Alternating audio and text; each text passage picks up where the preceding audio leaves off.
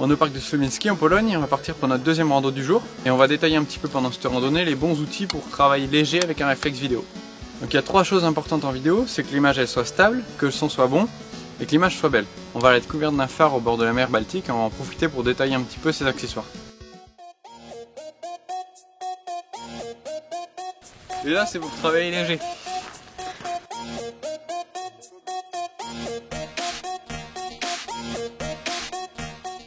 Ce que les gens apprécient en général dans le rendu d'un réflexe en vidéo, c'est son rendu entre guillemets cinéma. Un rendu cinéma, c'est pas si évident que ça paraît.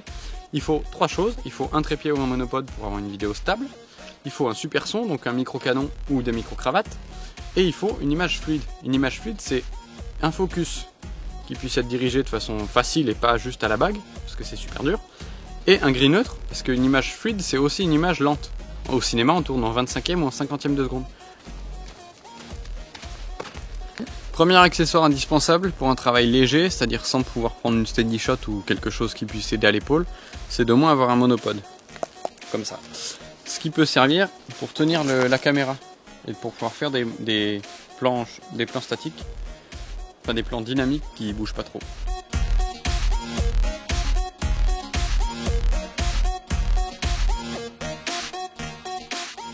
Quand vous travaillez léger, vous pouvez évidemment pas prendre un trépied avec une tête fluide, c'est trop lourd, et vous allez prendre juste un trépied avec une tête classique.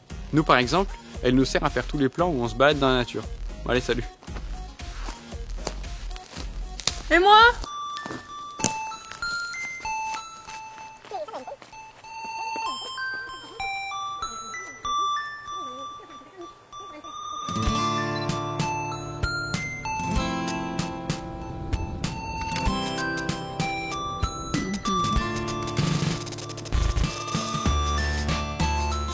La deuxième chose importante pour avoir une belle image et un bon film, c'est d'avoir un bon son. Et les réflexes en général, ils n'ont pas de micro intégré, ou alors des micros pas très bons. Donc le minimum, c'est d'investir dans un micro canon.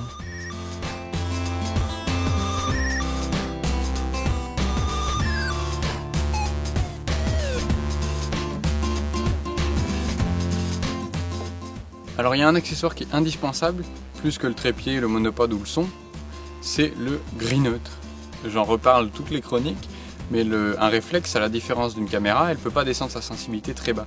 Ce qui fait qu'en plein jour, dans une belle journée comme aujourd'hui, si on filme sans gris neutre et à pleine ouverture, c'est-à-dire avec des jolis flous, ce qui est quand même le but de filmer avec un grand capteur, et ben si on n'a pas de gris neutre, on ne va pas pouvoir descendre avec des shutter speed bas.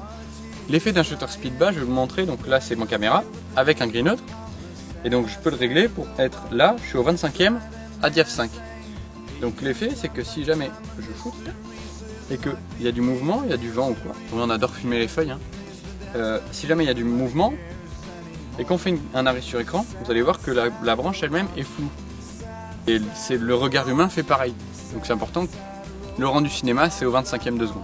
Et donc là pour être au quart de seconde sans mon gris neutre, je suis au 640e. Et une branche qui bouge au 640e elle va être figée. Et on s'en rend pas compte consciemment, mais inconsciemment on s'en rend compte et c'est vraiment pas très beau. Donc vraiment le gris neutre c'est un accessoire indispensable. Et on n'y pense pas mais ça coûte assez cher. C'est entre 100 € pour les bas de gamme et 300 voire 400 € pour les très bons. On va finir notre petite rando photo astuce avec un accessoire qui est très pratique pour les réflexes. En général les réflexes, on est obligé de faire la mise au point. En général ils ont un autofocus qui est pas terrible et donc on se retrouve très souvent à faire la mise au point manuelle.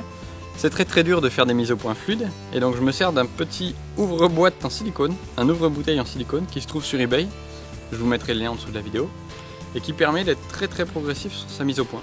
Donc quand je le mets bien, voilà, je peux faire ma mise au point de façon extrêmement fluide.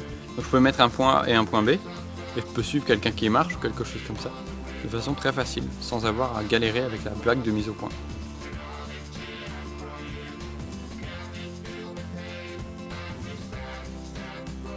Pour conclure, travailler avec un réflexe en mode vidéo, c'est très joli. Le rendu cinéma, la courte profondeur de champ, c'est très sympa. Mais même si vous avez peu de moyens, il faut quand même investir dans certains accessoires. Tourner avec juste un boîtier objectif, c'est un petit peu ambitieux.